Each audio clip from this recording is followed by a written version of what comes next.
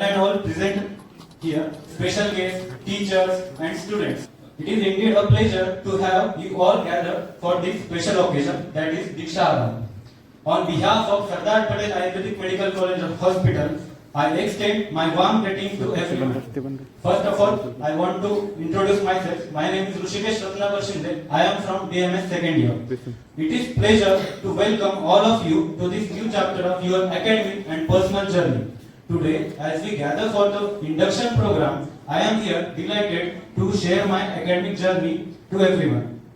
When I first entered the college, I was filled with so much excitement, hopes, and admittedly a little bit of nervousness. But it was this very experience that helped me to grow academically as well as personally. मुझे आज भी याद है मेरा college का पहला दिन. Entry करते ही मुझे ऐसा फील हुआ कि मानो मैं किसी हिल स्टेशन पर आया हूँ.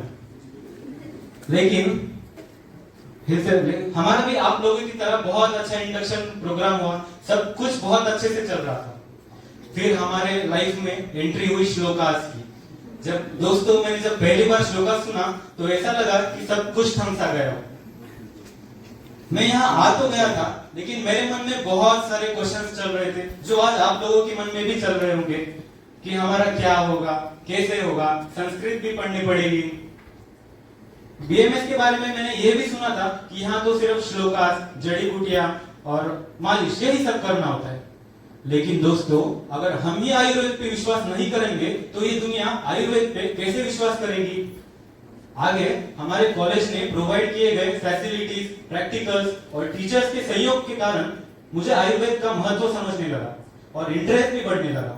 फिर जाके मुझे ये रियलाइज हुआ कि मैंने आयुर्वेद को नहीं बल्कि आयुर्वेद ने मुझे चुना है.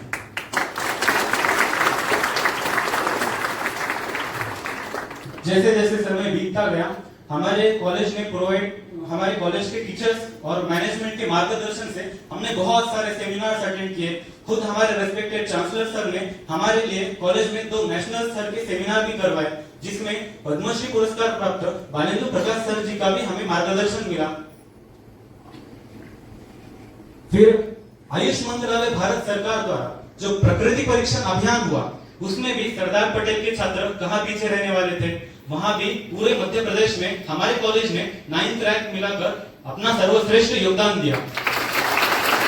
आइए देखते हैं. सरकार द्वारा जो प्रकृति परीक्षण अभियान चालू हुआ है, उसके अंतर्गत भारत के समस्त नागरिकों को जो अपना प्रकृति जानने का अवसर प्रदान हुआ है, उसके बारे में जानते हैं.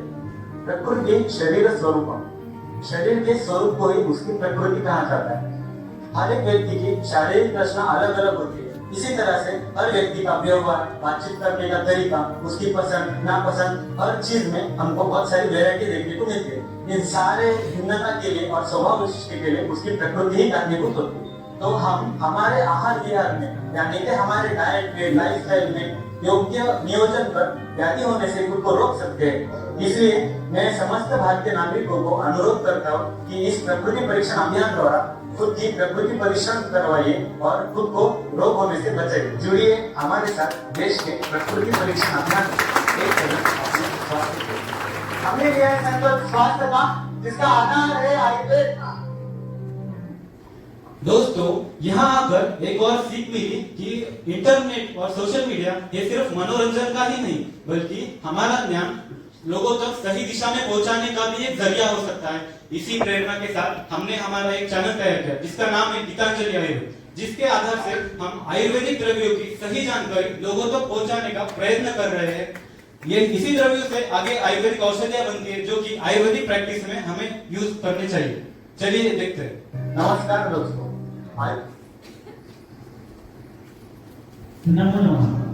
दोस्तों, अगर आपको वोमिटिंग, डायरिया, कॉन्स्टिपेशन, इंडाइजेशन, पेट में गैस बनना, पेट फूलना ऐसी कोई भी समस्या है, तो आज का जो हमारा द्रव्य है आपके लिए बहुत ही उपयुक्त ठहरने वाला है. तो चलिए जानते हैं. हरित की पथ्याकर श्रेष्ठ है.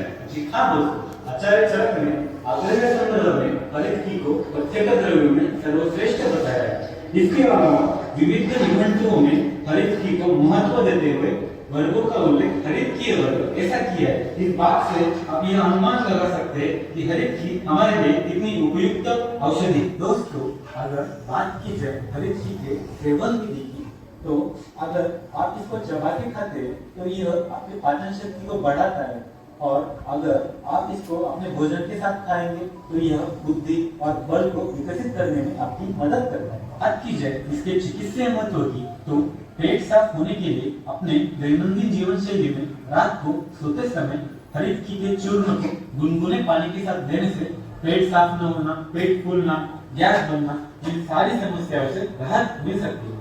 अगर आप अजीर्ण जैसे रोगों से ग्रस्त है तो हरितकी के चूर्ण को 3 ग्राम मात्रा में लेकर शहद, मिश्री और किशमिश के साथ सेवन करने से अजीर्ण यानी इंडाइजेशन जैसे रोग भी खत्म हो जाते हैं।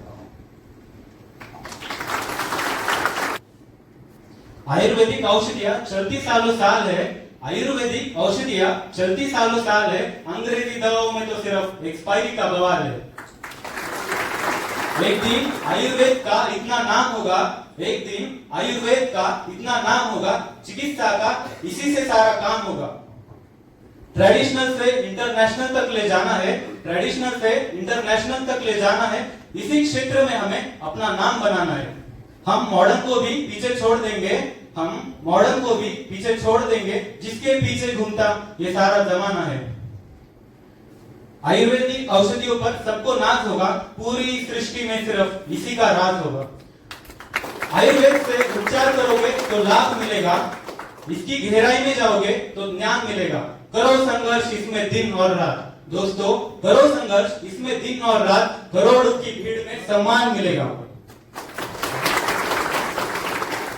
जाने से पहले मैं आप लोगों से बस यही अनुरोध करना चाहूंगा कि हमारे रेस्पेक्टेड चांसलर सर ने हमें इस कॉलेज में जो सुविधाएं उपलब्ध करा के दी है उसका सदुपयोग करें और खुद को और आयुर्वेद को आगे बढ़ाएं। जय Ayurveda, stay healthy and stay balanced.